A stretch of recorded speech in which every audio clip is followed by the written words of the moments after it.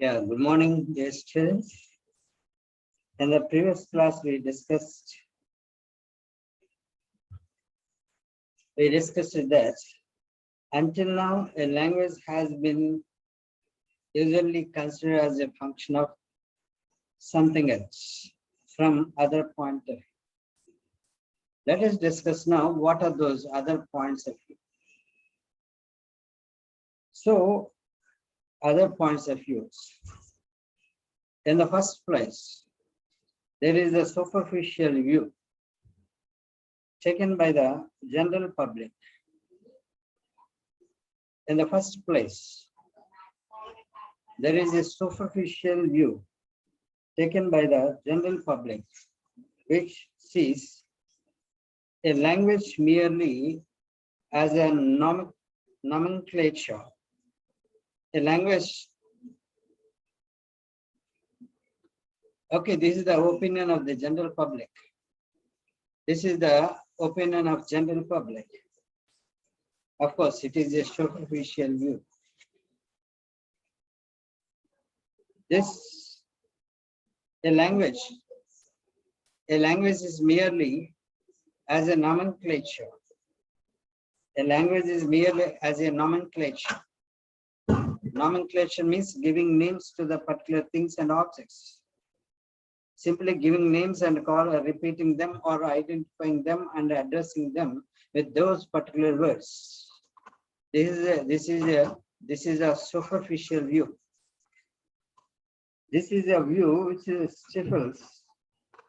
stifles, let me stop or restrain any inquiry into the true nature of linguistic structure. If we consider this view, that language is simply a nomenclature.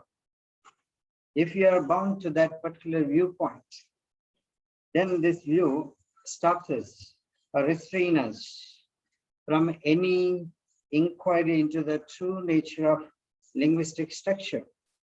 Okay, you see, at the end of religious books, there may be a statement which states that all those religious books are infallible, right?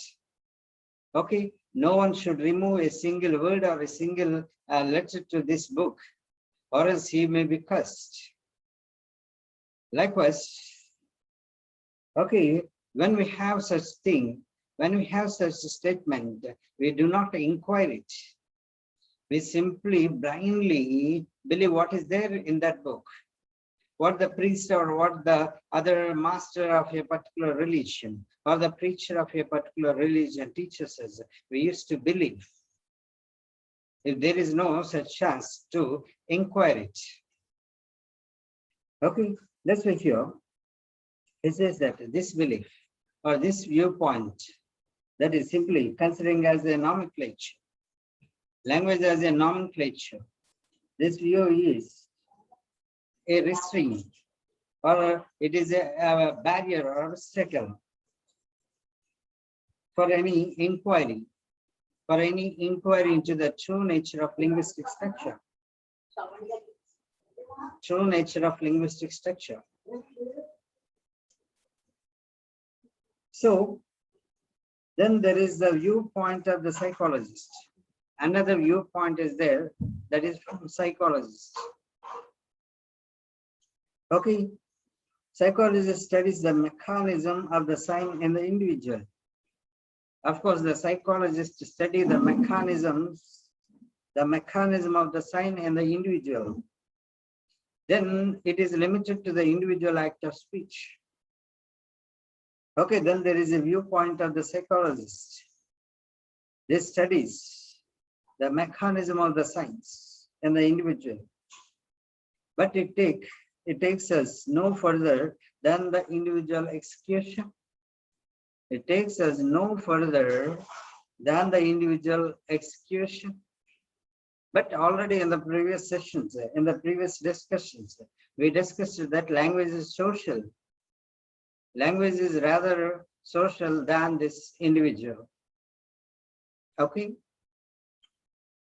So it takes us no further than individual execution. This viewpoint, that is the viewpoint of the psychologist, may limit us to study the individual execution of those signs. And furthermore, it does not even take us as far as the linguistic sign itself. Even it does not further take us. Okay, it does not even take us as far as the linguistic sign itself, which is social by nature. Okay, even it does not make us, or it does not take us to reach even the linguistic sign, because even the linguistic sign is social by its nature. Linguistic sign itself is social by its nature. Okay, if you are limited to only individual execution, how do we consider the social aspect? That may be a problem. Okay, then even when due recognition is given to the fact that the sign must be studied as a social phenomenon. Okay, at last the scholars and other linguists, they recognize it. They give due recognition for this process, for this study of science as social phenomena. The study of science as a social phenomenon. But still, attention is restricted to those features of languages which they share with the institutions, mainly established by voluntary decision. Okay, even though due recognition is given to the fact that the sign must be studied as a social phenomenon, attention is restricted to those features of the language.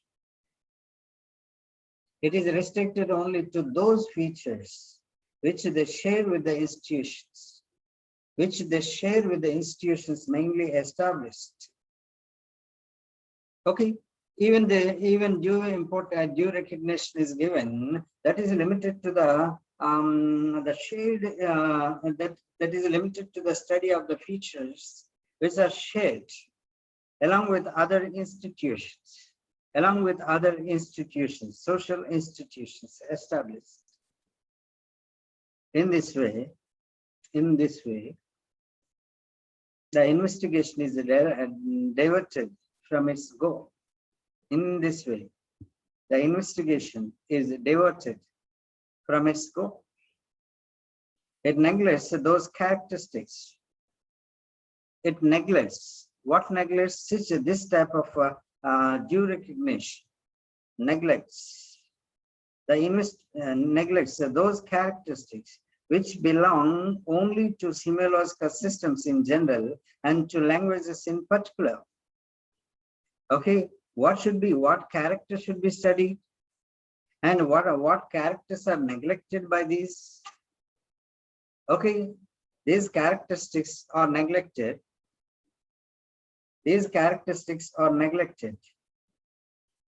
Which characteristics?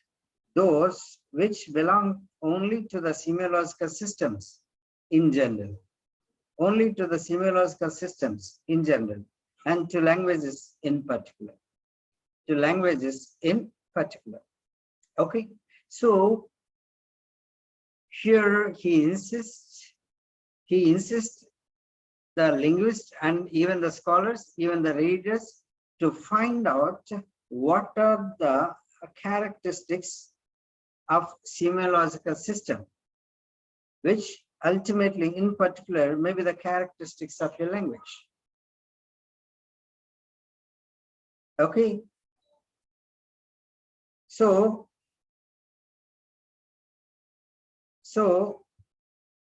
for the sign always to some extent,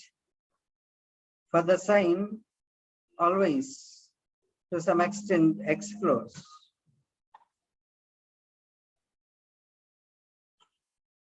For the sign always to some extent eludes control by the will, whether of the individual or of the society. right? So this characteristic emerges clearly only in languages, but so this characteristic of the semiology, the semiological characteristics, which may be relevant to the language. This characteristic of semiology emerges clearly only in the languages, but its manifestations appear. Its manifestations appear in features to which least attention is paid. To which least attention is paid. Okay.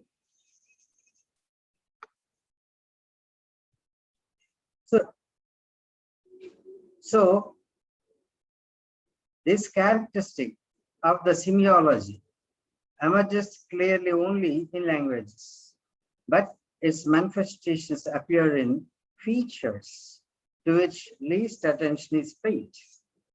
Actually, why the scholars couldn't identify those features? Because those features are paid least attention. Those features are paid least attention, right? As far as we are concerned,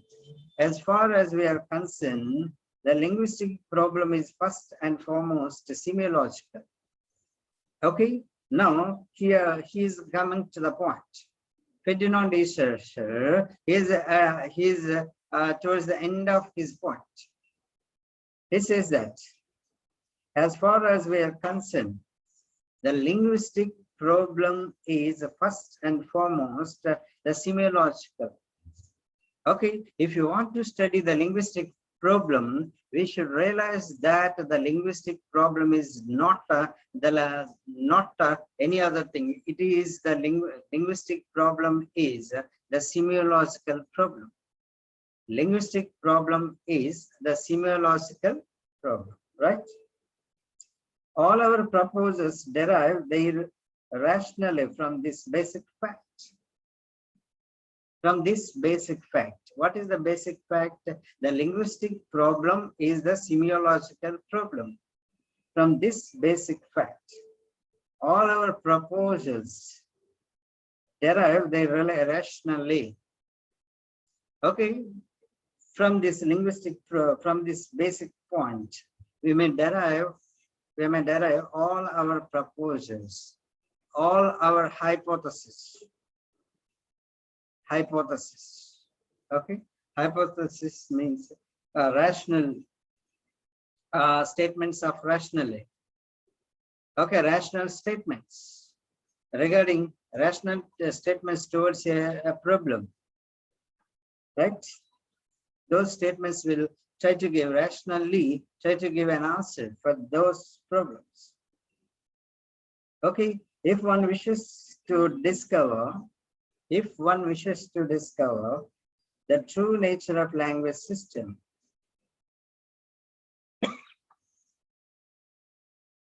if one wishes to discover the true nature of language systems, one must first consider, okay, one must first consider what they have in common with all other systems of the same kind. Okay, if you want to identify the true nature of language system, one must first consider what they have in common with all other systems of the same kind, For example, in the first semester, I told you, CAT is cat, because it is not rat, it is not mat, it is not bat. Okay, because of its unique point, because of its unique characteristic, we can call it cat, distinguishing from other same kind of words. In the same manner, if we want to know the true nature of the language system, we should consider all other systems of the same kind, and we should find out what are the common, what are the things they have in common. then only we may be able to distinguish exactly what is the language. Okay, we have to compare this language system. We have to compare this language system with the other science systems. Okay, we are considering this language as a science system. We are considering this language as a science system, right? So, if one wishes to discover the true nature of the language system, one must consider what they have in common with all other systems of the same kind. Okay, so if you consider language as a system of science, then we should consider this language with other systems of science. Okay, then linguistic factors, which at first seem central, must be relegated to a place of secondary importance of it. If it is found that they merely differentiate languages from other such systems. Now, after finding the linguistic facts, after finding the things that are same, they are common with all other systems of the same kind, then at first they seem central. But those central factors which seem central must be relegated to a second place, or to a place of secondary importance, right? If it is found that they are merely differentiate,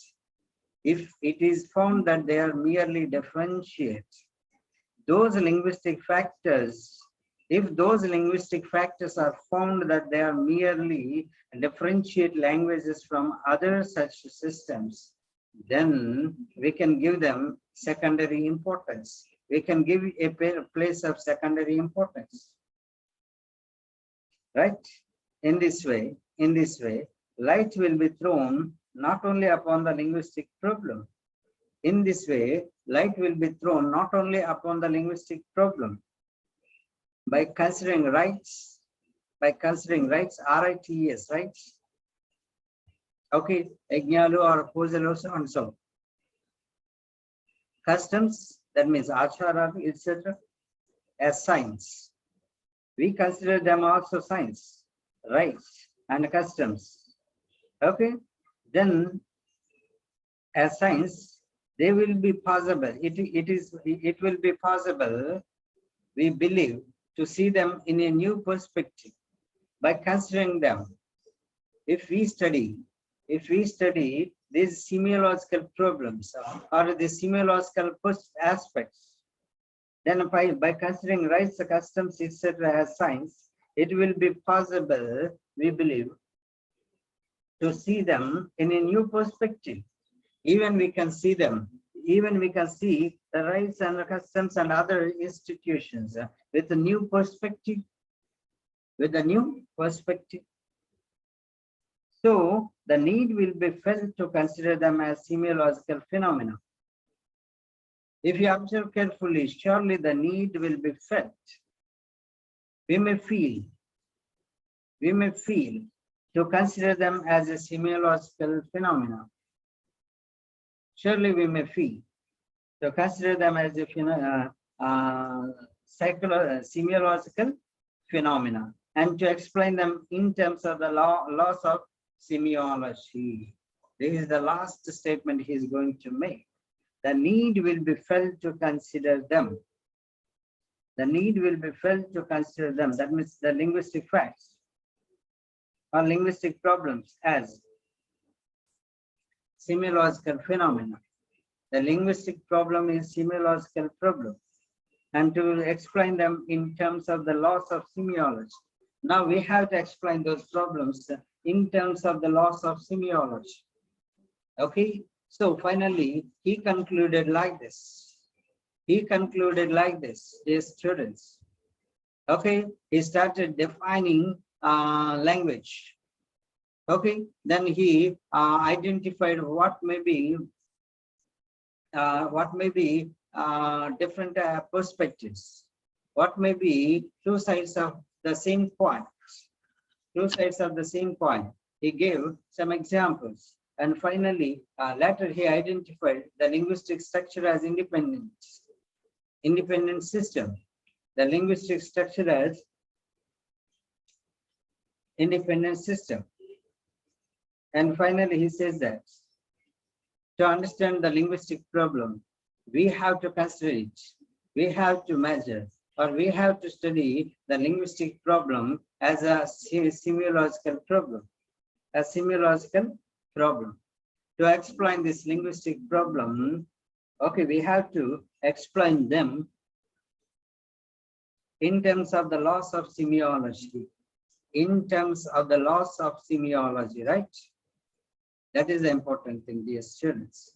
Okay, until now we have discussed the object of study, dear students. In the next class, surely I will give you the gist of this topic totally. I will review all the information briefly, so that you can understand what is the content of this topic, what is the essence of this topic, how he proceeded from defining language to state of to give a clarity that the linguistic problem should be studied with the semiological problem, should be studied by considering the semiological problem or semiological system, right?